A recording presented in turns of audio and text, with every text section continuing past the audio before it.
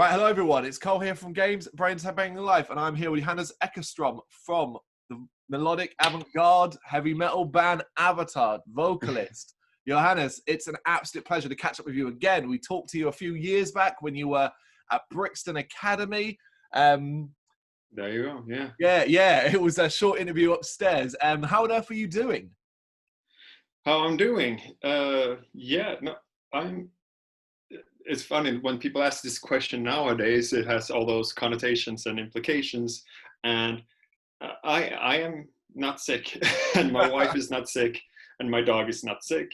I called my mother this morning, and she's also not sick. So in that sense, I am doing really, really good. Thank you.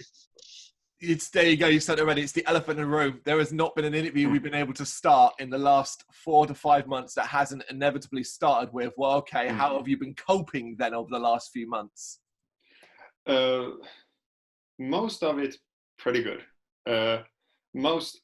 Because there's been enough to do.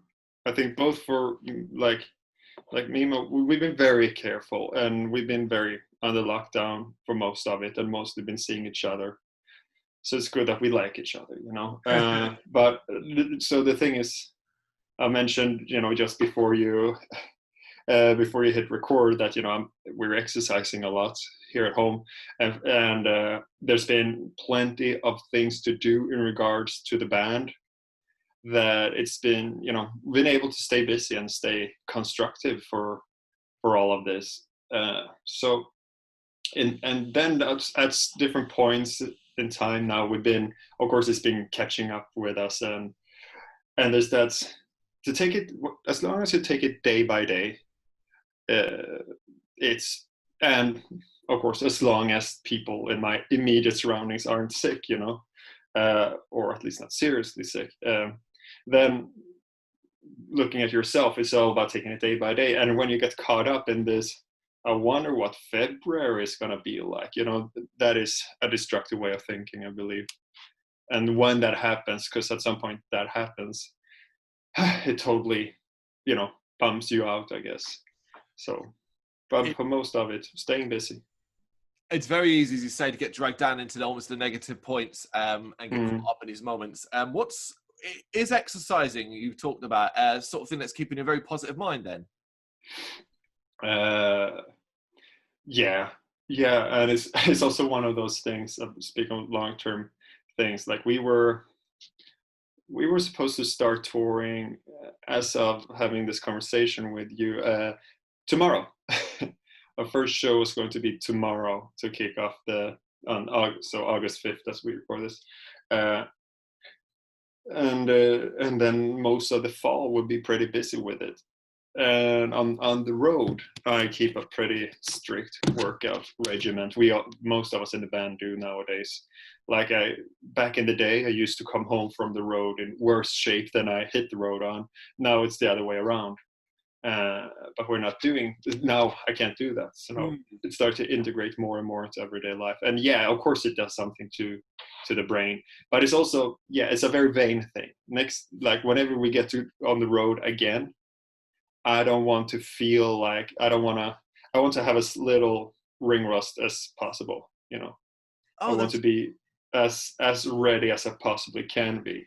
And the thing is that your first show on any tour, no matter how much you prepare for it, is always going to blow you up, because it's just a different environment, you know. But you can try to be as physically prepared as possible. So long term, I'm thinking that it would be pretty cool to hit the road next year in the shape of my lifetime, and to really be able to do some real fucking damage, you know. Yeah, because I mean, I've seen you guys live, and you're very active as a band unit, full stop. But you as a frontman, particularly, you tend to not stop moving. So I'll imagine that is, as you say, takes a lot of energy and a lot out of you. Yeah, but the funny thing is, like, because it's not a certain set of things that I do on stage. What I'm looking for is always to make myself feel in a certain way, and that's connected to the music. Like metal is very physical. That's the whole point, except for that it's sounding good when people play fast or play hard. You know, there's also there's something about how it sounds if you play very physically, just a certain quality of that makes it metal. That, like, we never use, we never do sound, what is it called? So we don't replace the drum sounds on the album. We don't use triggers, lives and stuff. So John actually has to beat the crap out of the drum kit. And the most important part of a guitar is the guitar player's hands, and all that. And the way you sing, why scream and why hit those high notes. It's about, pushing driplets of sweat out of your pores. And I'm always looking for that. It's just that, then I want to, so when I was a drunk fat slob, I was pushing myself as much as I could. And now when I'm not in amazing shape, but I'm in better shape than I've been, I'm still looking to exhaust myself the same way. And that exhaustion, that push, that rush is more important than what you actually do. You have, on stage, there's something, and I think the audience connects with it, that if someone gives them everything they've got, that translates, and no matter if everything you got is more limited, or if you are Bruce Dickinson, Yeah, absolutely. Me and my brother, whenever we go to gigs, one of the things we always take away is that when we watch a frontman or the band and we see them, as you say, caught up in it to such an extent where they are putting it all on the line, it is infectious. It's impossible. Yeah. It's almost, it draws you in a way. And yeah, exactly. And I just want all of the line to be more every time.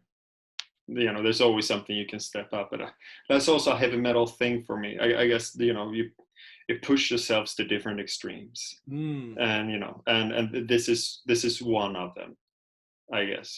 So, and no, I have time now to slowly scale it up, because it's not that I run a marathon every other day and then lift 3 times my body weight every other day. No, but I'm scaling things up towards something that hopefully will put my body out of the way. It's the same with technique in music. Like, why practice and why try to get better at things? And I want, you want your limitations as musicians to get out of the way of your ideas. And I want my body to get out of the way of the performance. So yeah, you used it great. It is like being a musician. Ultimately, if you want to be better at a certain thing, be playing guitar, playing drums and so on, you practice and you push yourself each time to do something different, and then your skills increase. It makes sense to me. Yeah. Obviously, during this period, it's as well no easy task to be building towards a new album when effectively the only PR stuff that you can do is all online effectively. Do you think you've been handling this side of things quite well over this period? I really think we did. Well, it's good that this didn't happen, 20 years ago, because this software we're using right now is quite amazing, working really well. And and it's probably better for the environment that I sit and do this from home anyway. I was kind of looking forward to feel a bit famous and travel around to meet press and stuff, but it's doable. And on top of that, because we had to talk and think a lot about how to continue being a band in all of this, because our cycle, of course, gets disrupted now. Yeah. But it's so in that discussions we have increased, come up with little things to do on social media, what to stream and stuff, and have that ongoing discussion of what feels in line with what we are, what this album is, what our show with us is. There are a lot of bands who've done the live stream concerts, and some of them I have enjoyed, some less.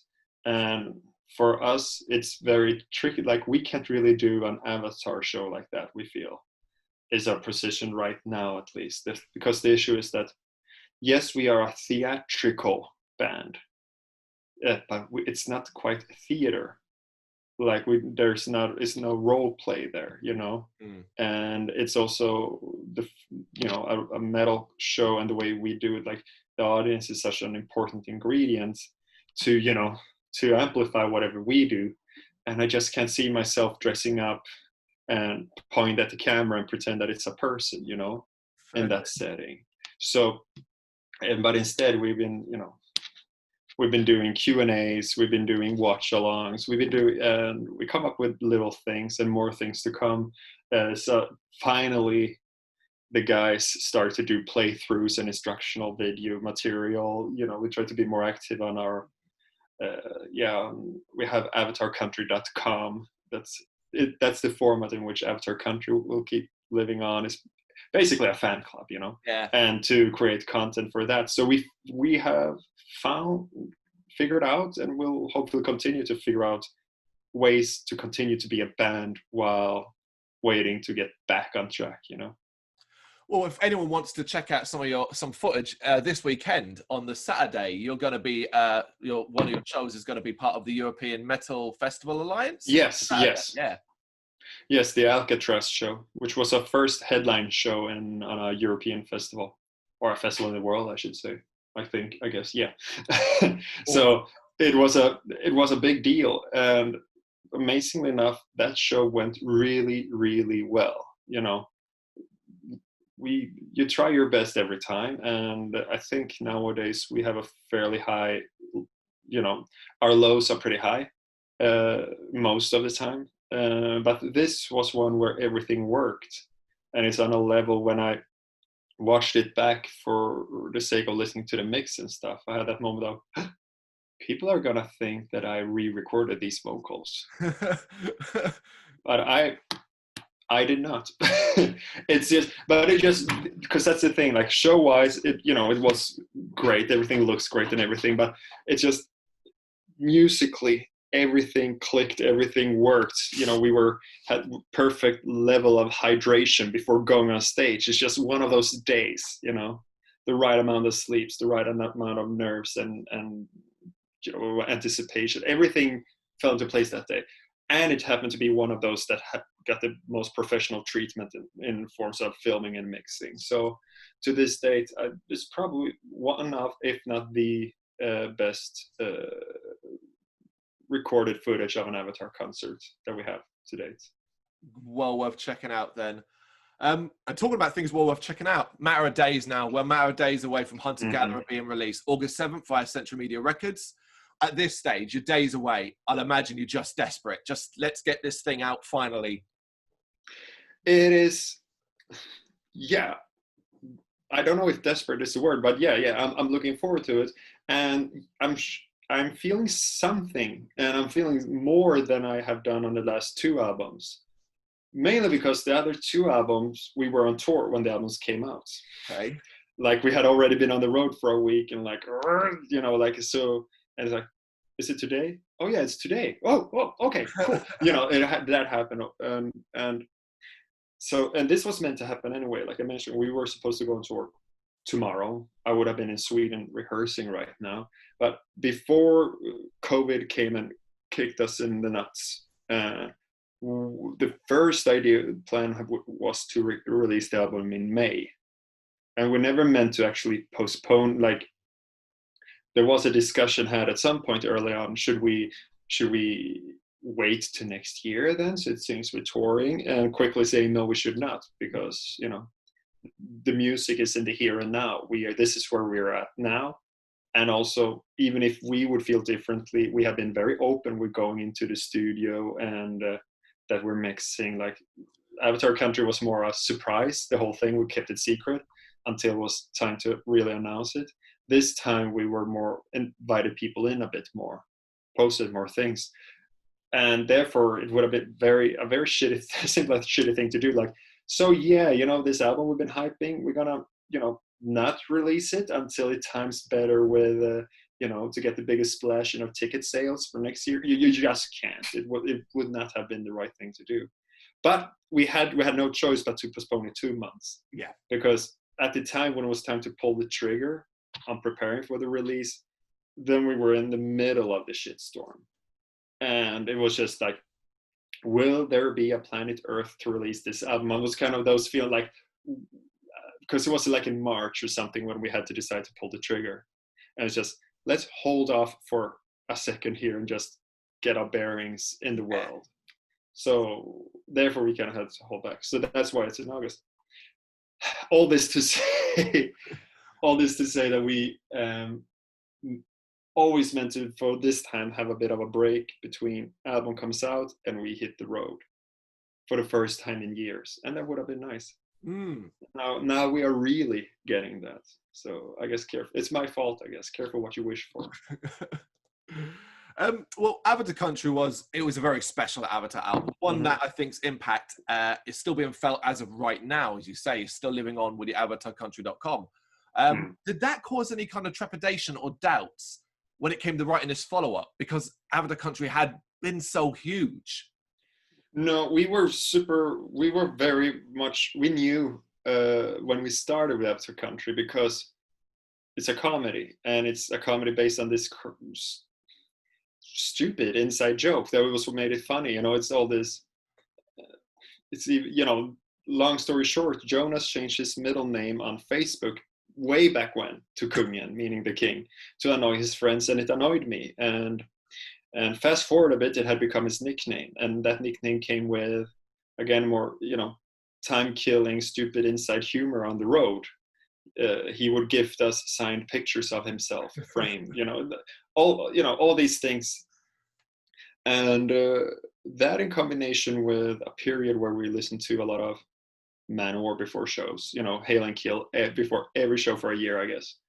That kind of put us, okay, we want to do some, you know, we needed to get the dragon slaying heavy metal kind of out, and we needed to get this funny shit out, and a couple of other things came together to this vision, and we realized, yeah, we want to try to do something funny, but this is clearly, if it's funny at all, it will only be funny once. Yeah. And it's and you know, and we just, so another album with every song title something king, you know, where would we go from there? That's not really in the grand scheme, that is part of who we are, clearly, but it's not really the thing we are. So we knew always that we were going to go to something way more serious, and then of course that grew into a whole beast of its own, you know, that it's I guess one thing that happened is that I have learned at least to use music, songwriting, lyric writing as a form of self-therapy since I was a teenager. Avatar Country, yeah, there are some, you know, some emotional personal moments and thoughts snuck in there, but still it was like 2 years without seeing your therapist. So the darkness that came out was more compact than I even thought it would be. But so the drive was there, and we have always, or at least for the longest time now, been very much like, yeah, we want to change things up every time. We want to, you know, you release Sgt. Pepper, then you do the White Album, then you go crazy at some point and do a Magical Mystery Tour. I guess that's Avatar Country. And yeah, you just do these different things every time and trust that it will sound Avatar one way or another, as long as we keep it metal by our own definition of what we feel is metal. By your own standards, by what you expect yourself. Yeah, and this kind of honesty with it, doing what we truly want in an audience for 5, has been our most, you know, has shown to be quite commercially viable as a strategy for us, which is nice. Yeah, because you know that in metal it seems like this sincerity pays off, you know, and it comes through. I think we do our best stuff when we feel the most for it. So it's has become a no-brainer, and I rather you know, sink my career, torpedo it completely, having released an album that we really wanted to do, and then if the whole world says Chinese democracy, let's move on, you know, that's fine. There are 5 people who can't move on, and we first and foremost have to do the music for those 5, and then once the album is done, recorded, and we put it out there, and then show business can begin. Yes. Then it's showtime. Then it's putting everything you got on stage, you know, leaving it all on stage and all that. But while making the music, I truly believe that you need to be very, very selfish there to make the best stuff.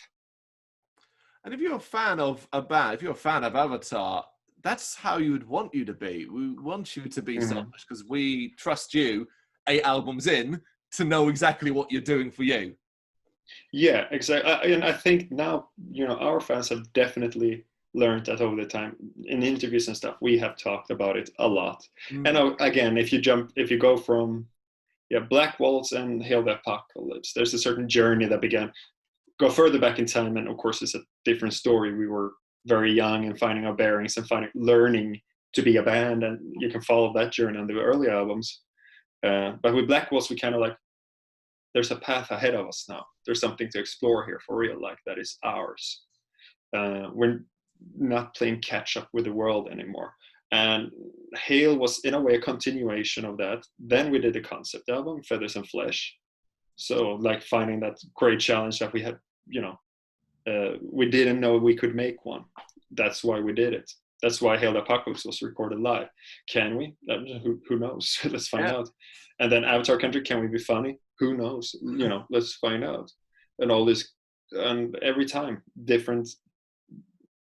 Something new, something that's new for us. You also want to feel like a beginner every time. Yes. Because album number 8, it's a dangerously high number for a band. If you lose your hunger along the way, if you have, a too well-defined idea of who you are. Yes, we know it's metal. Yes, we will always sound like ourselves because we are, it's always Jonas cannot switch hands on when playing guitar. It will always be his 10 fingers there, and my vocal cords are not going anywhere. So it will always sound Avatar in one way or another. But we are, there has to be something new, weird, and hard, at least to us. At least something tiny. And of course, you want to be challenging yourself, because fan feedback so far has been spectacular. Colossus in particular is being talked about as potentially one of the best Avatar tracks like people have heard, that initial excitement as well. Or do you concern yourself at this point, 8 albums in, having done this for such a long time, do you find yourself bothering much with comments, reviews, things like that? Do you pay much attention to that stuff? I guess I have been looking a bit more because we are home, because we are doing what we're doing now. But I discovered I was able to quite early on separate myself from that, where number one, to be honest, most of that feedback comes in a very comfortable little bubble. My Twitter feed are usually being filled up with people who follow me, and that means that they like what we do, and so on. Most people choose to watch our stuff on YouTube because they're into it. So, excuse me, it's a safe space like that, and I know that. But I also try to not let, I take it as compliments. I'm happy that it connects with people.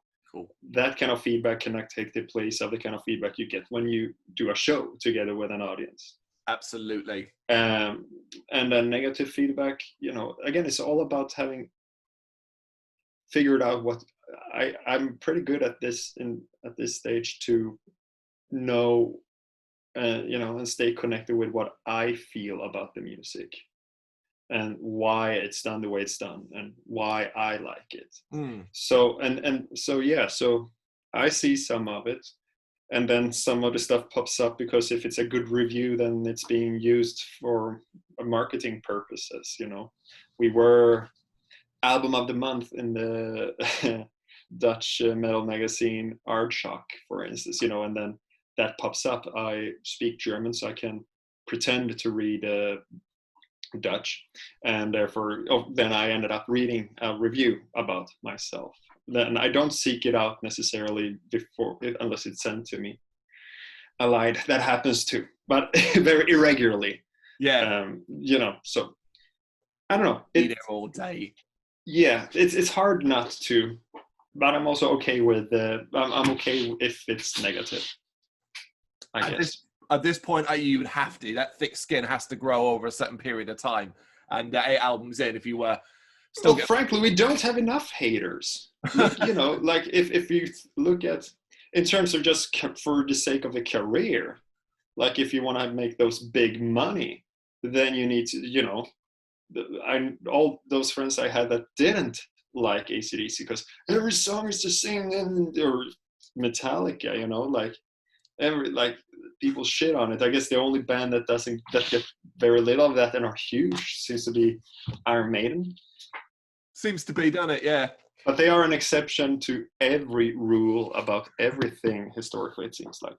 But again, because it feels like they, for most of the time, played it very openly, nicely, and fairly with their audiences, and kind of did what they said they would do. And so that works. But you know, most of the big bands have so many more haters than we have fans. So if I want to have that gold-plated Shark Tank, you know, I need more negativity around us. And in the meantime, you know, what can you say? Yeah, absolutely. Is there a particular track from the album that you can't wait for people to hear? If I may offer my personal moment of wow, Please, yeah. Gun, absolutely blew me away. Well, thank you.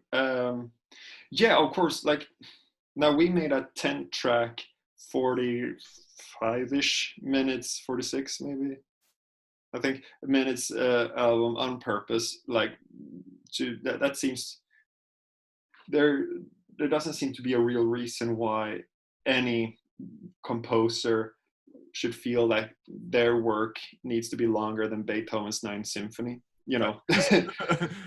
and also that, so to really make sure that to make an album where, at least in our own opinion, you can't live without any of the songs. So, you know, they are very near and dear to us all, each and every track. They always are in each album, but anyway. But yeah, of course, The Gun is one of those. There's always one on each album, I guess, where it's like, we haven't done this before. And there are a couple of things on the album throughout that has that feeling, but Gun is, of course, the most extreme example, in the sense of it being the least extreme song musically. Then emotionally, I feel like it really pushes for something and goes into territory where I haven't been before as a singer or lyricist, not on this level. It took 7 years to finish writing that song. Wow. Yeah, because at some point it's you know, off and on writing. I didn't spend hours every week, clearly, but every time I'm trying to finish it, there was that distorted chord somewhere in the middle, and someone hits a cymbal, and suddenly, oh, it's a power ballad now. Fucking Bed of Roses, what's fuck, throw it away.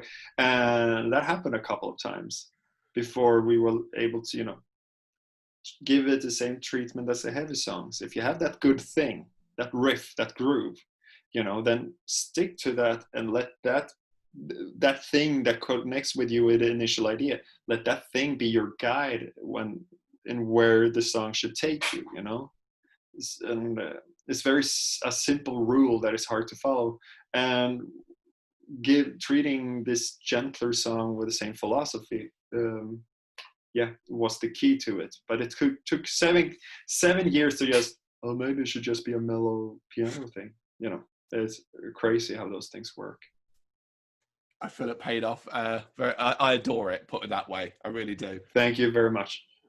And of course, it's been a gradual rise, not more or less, for Avatar from the very start, from the first release in 2006. But now it feels like you're really on the cusp of truly smashing through what is that glass ceiling that exists for almost every band in heavy metal.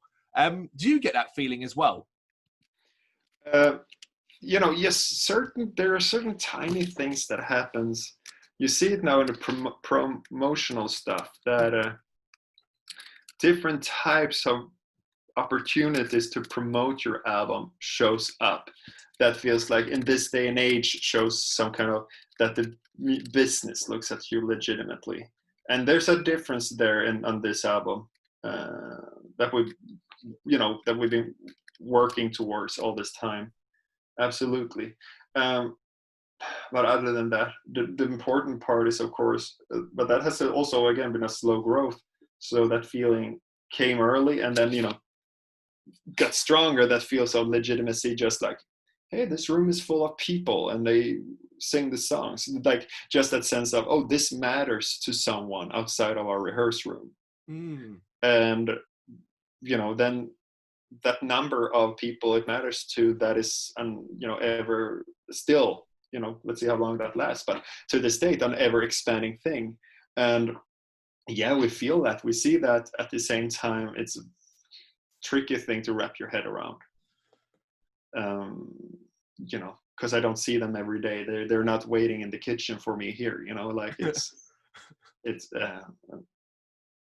yeah, but yeah, you can sense on those two different levels, the office side of it, and again, what kind of emails are in my mailbox. There's a difference now. And just the way this tour that we were going to go on, how it looked, it's changed quite a bit. I think like it was just going to be the biggest thing we have done to date, as it's meant to be. Yeah. And I don't even know what to say about it, because I'm very accepting of it. Now it's crazy that it's not happening. And now I've been fine all spring and throughout the summer. Throughout the summer, there were 5 shows we didn't get to do. 2 of them opening for Iron Maiden, for instance. Speaking of. But now is when the real touring was supposed to start. Yeah. So now it's getting a bit more. It will be, I guess, a more conscious effort to deal with it, and to just remember that right now it's all about health. Yeah. And of course, as you said, there's going to be disappointment in that sense. But the big that huge tour is just, it's going to come. Rather than now, it's going to come. Yeah, and people just remember to, wash their hands, wear their masks, don't visit grandma for a while, but call her. Think about that the next big pandemic is around the corner if we don't learn from this one. Yeah. It's gonna be in our chicken factories or someplace like that, and it's gonna be more brutal, and and just it's always come from domesticated animals. So, just give it some thoughts how we want to deal with things in the future. At the very least, everything sucks about this, but it can at least be a learning experience. Yeah. All right, finally, before you go, then 8 albums in, to me, it kind of feels like there's no slowing down for Avatar. Almost like you're only getting started. You shouldn't be saying that about a band that's 8 albums in, but it very much feels the case with Avatar. Am I right? Yes, that's how I feel as well.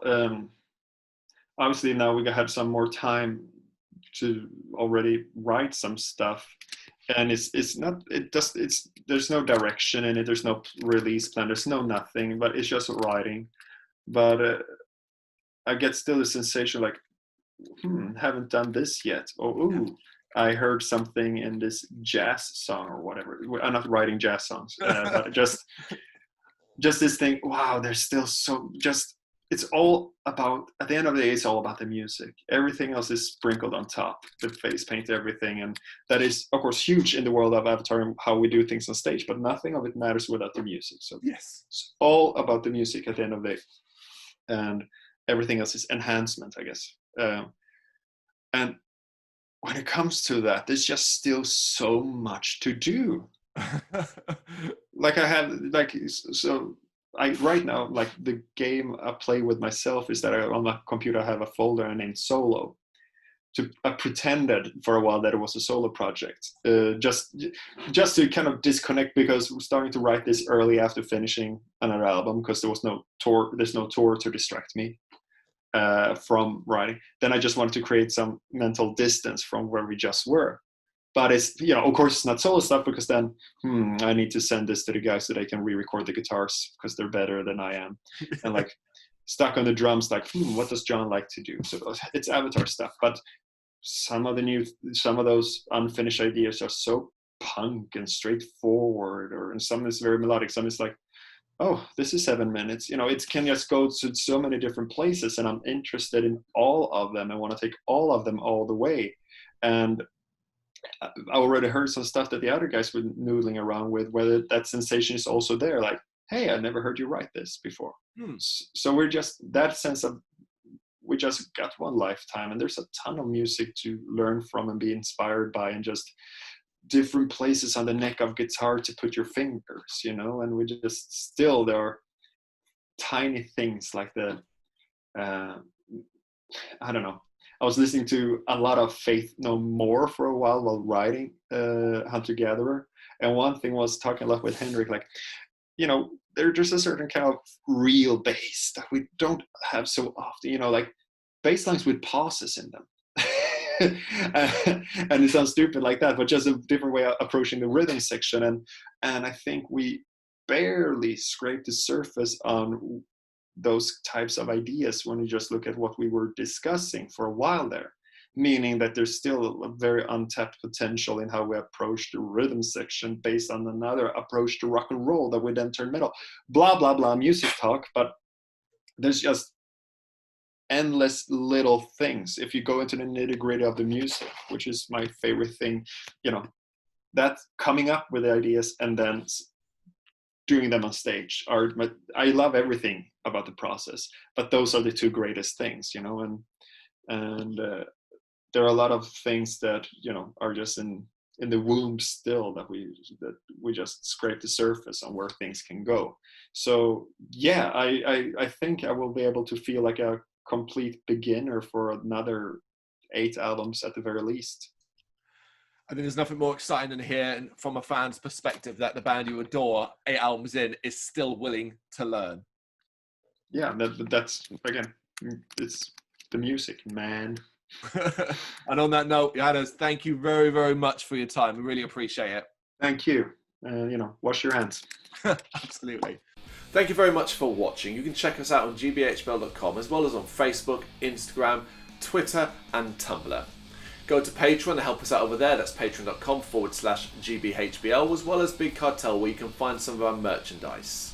We have a podcast running on SoundCloud and Apple Podcasts. And of course, if you like this video, do us a favour, hit the subscribe button and help the channel grow. Games, horror and heavy metal. What else is life for?